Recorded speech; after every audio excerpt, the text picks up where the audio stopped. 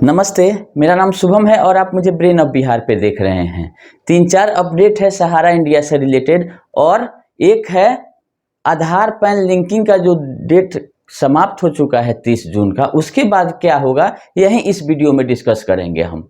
तो पहला एक है कि जो बहुत लोग उम्मीद लगा चुके थे, हम लोग को भी ऐसा उम्मीद था कि 1 जुलाई को पोर्टल लॉन्च हो जाएगा रिफंड क्लेम करने के लिए सहारा का, क्योंकि मोदी जी का भाषण हुआ कल, लेकिन उस भाषण में बड़ी बड़ी बातें की गई अदर देन सहारा इंडिया से रिलेटेड कोई भी एक लाइन का भाषण या कहीं प्रेस विज्ञप्ति भी जो जारी हुआ है उसमें नहीं लिखा गया है कि सहारा का मैटर का क्या होगा।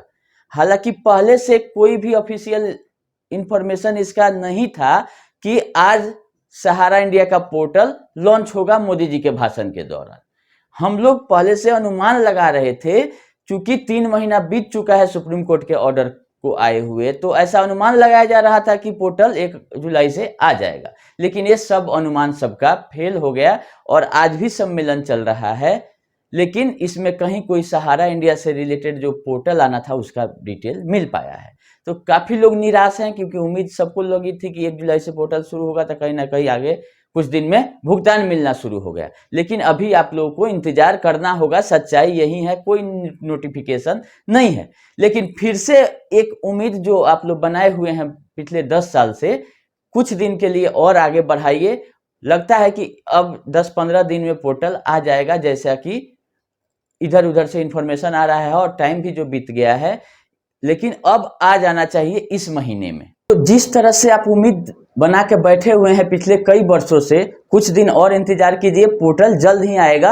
इसमें अब ज्यादा देरी नहीं होनी चाहिए। मोदी जी का भाषण बीत गया है, इससे कोई फर्क नहीं पड़ता है, क्योंकि प्रक्रिया बड़ा है, 4 सोसाइटियां हैं, बहुत तरह के स्कीम है, अलग अलग स्कीम का अलग अलग तरीके से निष्पादन होना है, तो इसमें टाइम लग सकता है, इसीलिए लग रहा है। लेकिन अब 3 महीना बीत चुका है तो उम्मीद जग रही है कि 10-15 दिन के अंदर आ जाना चाहिए।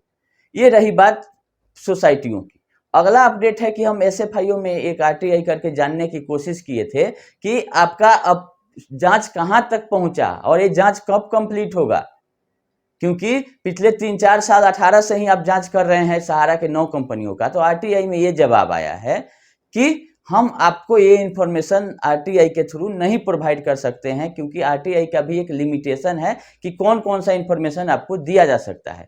क्योंकि एसएफआईओ सीरियस फ्रॉड इन्वेस्टिगेशन कर रही है, तो उसका कहना है कि जांच प्रभावित हो सकती है, जो आप इंफॉर्मेशन मांग रहे हैं वो अगर हम आपको प्रोवाइड कर देते हैं।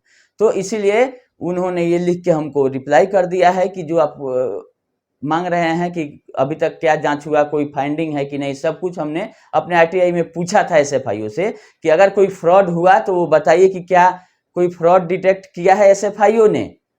तो वो नहीं बताई, बोली कि जांच प्रोग्रेस में है, मतलब जांच चल रहा है और इसका ये जो जानकारी आप मांग रहे हैं वो हम आपको नहीं दे सकते हैं सुरक्षा के दृष्टिकोण से। ठीक है, कोई बात नहीं, यही अपडेट एसएफआईओ का है। अब जो भी होगा, अगस्त में हियरिंग है एसएफआईओ वाले मैटर में, तो अगर वहां कुछ पता चलेगा तो हम आप लोग को बताएंगे। 2 न्यूज हो गया। तीसरा है कि नेक्स्ट डेट है सुप्रीम कोर्ट में सहारा लाइफ का और पीएफ और एम्प्लॉय लोगों से रिलेटेड अगले दिन, और उसके अगले दिन है आपका 2G स्पेक्ट्रम से अगर घोटाला वाला से मामला जो जुड़ा हुआ है सुब्रत राय का। तो लगातार 3, 4, 5 जुलाई को सुनवाई होनी है सुप्रीम कोर्ट में, तो इसका जैसा अपडेट रहेगा हम आप लोगों को बताएंगे। चौथा आ जाइए, पैन आधार लिंकिंग का डेट समाप्त हो गया है 30 जून को। तो समाप्त तो हो गया है, लेकिन अभी बंद नहीं हुआ है कि आप आधार लिंक पैन नहीं कर सकते हैं। ये चीज हम आप लोगों को क्लियर कर देना चाहते हैं कि आधार पैन लिंक अभी भी जारी है। आप लोगों को सर्कुलर देखना चाहिए 28 मार्च 2023 को, जो CBDT central board of direct taxes जिसके अंतर्गत पैन आता है, उन्होंने जारी किया था कि 31 मार्च से लेके 30 जून तक अगर आप पैन को लिंक करना चाहते हैं तो डेट बढ़ा दिया गया था 3 महीना के लिए, और 1000 फाइन के साथ अभी तक लिंक हो रहा था। तो उसी दिन के ऑर्डर में लिख दिया गया था कि 1 जुलाई के बाद भी आपका पैन लिंक किया जा सकता है, लेकिन इसको एक्टिव होने में 1 महीना मतलब 30 दिन लगेगा, 1000 फाइन लगेगा ही, और 3 चीज आप नहीं कर सकते हैं 1 जुलाई से अगर आपका पैन आधार से लिंक नहीं है तो। पहला कि आप इनकम टैक्स का रिफंड आपको नहीं मिलेगा अगर ITR फाइल करते हैं तो। दूसरा, इस पीरियड का जितना दिन इनएक्टिव रहेगा आपका कोड, उतना दिन का इंटरेस्ट, रिफंड पे इंटरेस्ट मिलता है, वो नहीं मिलेगा। और चौथा है कि आपको अगर पैन कहीं अपना ये सबमिट करते हैं जो आधार से लिंक नहीं है, उसमें हायर रेट से TDS कटेगा। मतलब कि अगर पैन आपके पास नहीं रहता है, वो उतना परसेंट, जितना परसेंट पैन नहीं रहने पे TDS कटता है, उतना पैन आपका इनएक्टिव रहने पे भी TDS कटेगा। कि अगर हम कहीं पैन दे देते हैं तो अगर मेरा इंटरेस्ट मिल रहा है, उस पर TDS कटना है तो 10% कटता है, अगर पैन नहीं रहता है तो 20% कटता है। तो वहीं अगर पैन इनएक्टिव भी है और पैन आप दिए हैं FD में, तो आपका रेट ऑफ इंटरेस्ट 20% हो जाएगा TDS का। तो इसीलिए जरूरी है कि आप पैन आधार लिंक कर ले। अभी भी 1000 फाइन लगेगा और 30 दिन में आपका एक्टिव हो जाएगा। प्रक्रिया वही है, आप पहले चेक कीजिए साइट पर जाके कि मेरा पैन आधार लिंक है कि नहीं है। नहीं है तो कर लीजिए, अगर है तो ठीक है। ऐसा जरूरी नहीं है कि आप ITR फाइल करते हैं तो आपका पैन आधार से लिंक ही होगा, क्योंकि पिछले साल तक लिंक नहीं था तो भी आप ITR फाइल कर सकते थे। तो आधार कार्ड भी डाले हैं आप ITR में, लेकिन वो आधार से पैन लिंक नहीं है, आपको स्पेशली लिंक करना था। तो बहुत लोगों का हो गया है तो अच्छा बात है, लेकिन एक बार चेक करने में कुछ नहीं जाता है कि ऊपर पैन डालना है, नीचे आधार डालना है, देख लेना है स्टेटस कि मेरा पैन आधार से लिंक है कि नहीं है। अगर नहीं है तो 1000 का फाइन दीजिए, 30 दिन में आपका एक्टिव हो जाएगा। ये 28 मार्च वाले ऑर्डर में ही पैन इनकम टैक्स डिपार्टमेंट जारी कर दिया था। तो अभी कोई नया सर्कुलर नहीं है, सर्कुलर केवल एक ही आया है कि 30 जून को बहुत लोग पेमेंट किए हैं जिनका चालान जनरेट नहीं हो रहा है, तो उन्होंने क्लैरिफाई कर दिया ये कि जिसका पेमेंट हो गया है 30 जून को, उसको हम लिंक करा देंगे, उसमें कोई एक्स्ट्रा कुछ नहीं करना है।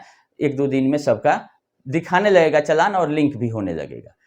सर्वर डाउन हो गया था 30 जून को, बहुत सारा लोग लिंक करने के चक्कर में।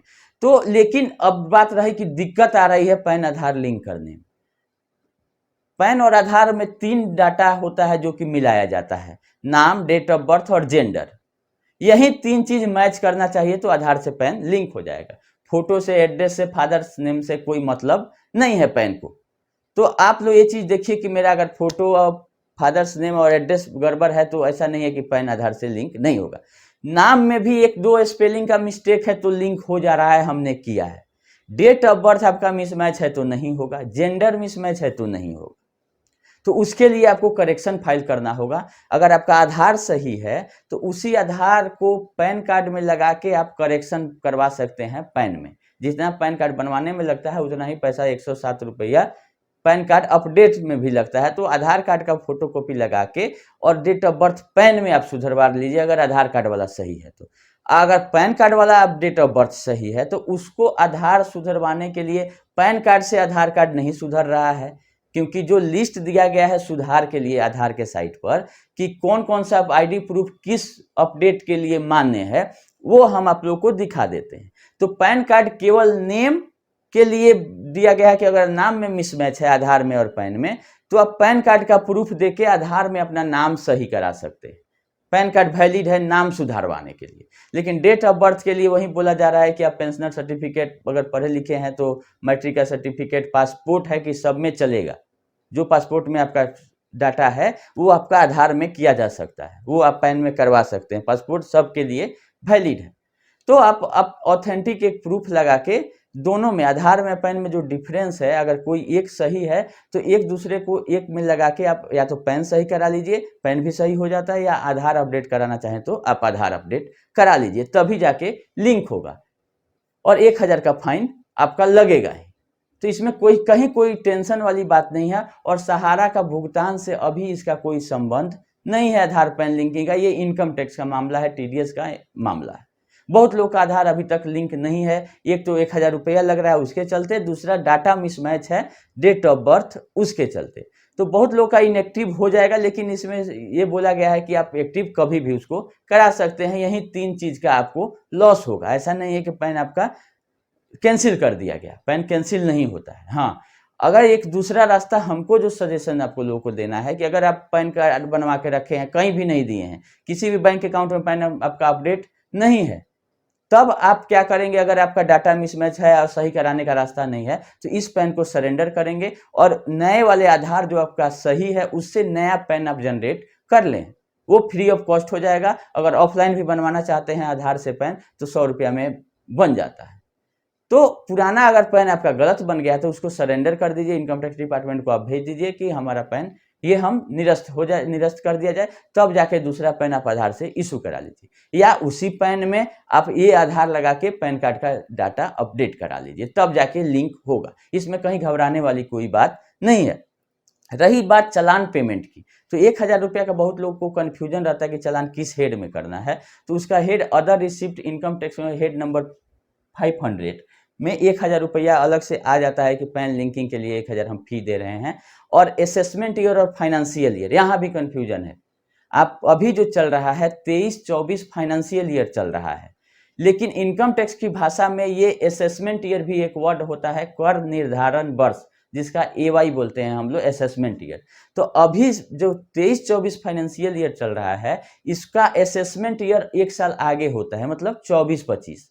तो जब आप पेमेंट करने जाएंगे तो वहां पे फाइनेंशियल ईयर नहीं दिखाता है, आप किस साल के लिए 1000 दे रहे हैं ये पूछता है। तो वहां पे आप लोग को 24-25 सेलेक्ट करना है असेसमेंट ईयर, क्योंकि इनकम टैक्स के हिसाब से अभी असेसमेंट ईयर 24-25 चल रहा है। जो फाइनेंशियल ईयर चलता है उससे एक साल आगे असेसमेंट ईयर होता है, क्योंकि ये फाइनेंशियल ईयर खत्म होगा मार्च में, तब इस साल का इनकम टैक्स का निर्धारण होता है और टैक्स पेमेंट किया जाता है। इसीलिए असेसमेंट ईयर कर निर्धारण वर्ष एक साल आगे होता है हमेशा। तो ये गलती नहीं करें आप लोग की हेड गलत चुन लें इनकम टैक्स ये 1000 पेमेंट करने में, क्योंकि ये नॉन रिफंडेबल है। एक बार आप 1000 डाल दिए और गलत हेड में चला गया तो आपका पैन से आधार लिंक भी नहीं होगा और फिर आपको नया चालान पेमेंट करना पड़ेगा, ये रिफंडेबल भी नहीं है। तो एक तो हेड उसमें ठीक से चुनना है कि इनकम टैक्स के अंदर अदर देन कंपनी और उसके नीचे अदर रिसिप्ट 500 लिख के आएगा, वो चीज करना है, तब 1000 रुपया डालना है। और असेसमेंट ईयर में 2024-25 सेलेक्ट करना है, तब 1000 का चालान जमा करिएगा। तब आपके पैन पे वो शो करने लगेगा। लिंक करने जाइएगा तो ऑटोमेटिक रेफरेंस नंबर आ जाता है कि आपका 1000 पेड है, अब आप इसको लिंक कीजिए। और लिंक कर दीजिएगा तो 48 घंटा का समय लेता है स्टेटस बताने में कि आपका पैन से आधार लिंक हुआ कि नहीं हुआ। तो आज आप लिंक कर देते हैं तो अभी के हिसाब से 30 दिन के बाद आपका पैन एक्टिव हो जाएगा। तो यही सारा अपडेट था जो कि हम आप आज संडे था तो सोचे आप लोगों को अपडेट कर दें। फिर जैसा सुप्रीम कोर्ट में 3 तारीख को सहारा लाइफ वाला मामले में, या लेबर डिपार्टमेंट वाले मामले में, या 2G स्पेक्ट्रम वाले घोटाले वाले मामले में, तीनों दिन में जो अपडेट रहेगा हम आप लोग को अगले वीडियो में बताएंगे। अभी क्या होगा जिसका मैच्योरिटी नहीं पूरा हुआ है, बहुत सारा क्वेश्चन अभी भी लोगों का है, तो वो अभी हम नहीं बताने वाले हैं, क्योंकि पिछला 2 वीडियो में हम लमसम सब कुछ कवर कर चुके हैं। जिनका मैच्योरिटी नहीं पूरा हुआ है वो इंतजार करें गाइडलाइन का, जो गाइडलाइन आएगा उस हिसाब से होगा। अभी सब कुछ एडवांस में ही बता देना ठीक नहीं है कि क्या गाइडलाइन आता है। एक बार गाइडलाइन को देख लिया जाए, बहुत सारा समय मिलेगा हम लोगों को ये चीज बताने के लिए, क्योंकि गाइडलाइन में भी कुछ ना कुछ रहेगा जो सरकार किस हिसाब से भुगतान करना चाहती है, क्या क्या स्कीम लेके आती है, कितना तक अमाउंट देती है। कुछ भी अभी सरकारी ऑफिशियल वेबसाइट से नहीं है, सब लोग अपने मन से, अपने आप दिमाग जो कहता है वो लोग बता रहे हैं। तो अब ज्यादा इसमें बताने वाला कुछ नहीं है। अभी अपडेट आ जाने दीजिए, CRC का जो सर्कुलर है, पोर्टल है, गाइडलाइन है, सब कुछ आ जाने दीजिए, तो उसके हिसाब से ही चलना है। हम लोग का अनुमान यही है कि आप आधार पैन से लिंक हो गया और ऑनलाइन पेमेंट होना है, इससे ज्यादा अभी कुछ नहीं। आधार से मोबाइल नंबर आप लोग लिंक कर लीजिए अगर नहीं है, जिससे OTP आ जाएगा। ये ऑफिशियल है कि बोल दिया गया कि OTP से वेरीफाई होगा, इसके अलावा कोई ऑफिशियल इंफॉर्मेशन अभी तक नहीं। और जैसा कुछ अगर रहेगा ऑफिशियल तो हम आप लोगों को बताएंगे। बहुत लोग बोल दिया था कि 1 जुलाई को पोर्टल आ रहा था, सहारा वाले हमको मैनेजर लोगों से बात हुआ है जो वो लोग भी बोले कि इंटरनल इन्फॉर्मेशन है कि 1 जुलाई से पोर्टल आ जाएगा। अब सोचिए कि सहारा वाले लोगों को कितना इन्फॉर्मेशन सही रहता है। इन लोगों को कुछ पता नहीं है, सहारा के ज्ञानदान वाले हों चाहे कोई हो, कोई इन्फॉर्मेशन इन लोग तक भी सहारा इंडिया मैनेजमेंट नहीं दे रहा है कि क्या हो रहा है। ये लोग भी यूट्यूब पे सुनते हैं और आगे फॉरवर्ड करते हैं, क्योंकि हम लोग को मान लीजिए कि अनुमान लगाए कि 1 जुलाई से 2 जुलाई से आएगा, सहारा वाले भी बोल रहे थे कि 1 जुलाई से आएगा। इसका मतलब इनको भी कुछ नहीं पता है, सब यूट्यूबर लोगों को देख के ही बोल रहे हैं अपडेट, इंटरनल इन्फॉर्मेशन कोई नहीं है। ब्रांच मैनेजर तक का ये था कि 1 जुलाई को आ जाएगा, लेकिन इन लोगों को कुछ अता पता नहीं है, क्योंकि ऊपर से कुछ हो ही नहीं रहा है। इसको छोड़ दी है कि सरकार मेरा कंपनी ले ली है, सरकार भुगतान करेगी, अपना पल्ला ही झाड़ने के चक्कर में है सहारा इंडिया। खैर वो तो जो हुआ है वो तो सब लोग देख ही रहा है। जैसा अपडेट रहेगा हम आपको अगले वीडियो में बताएंगे। अभी के लिए इतना ही, धन्यवाद।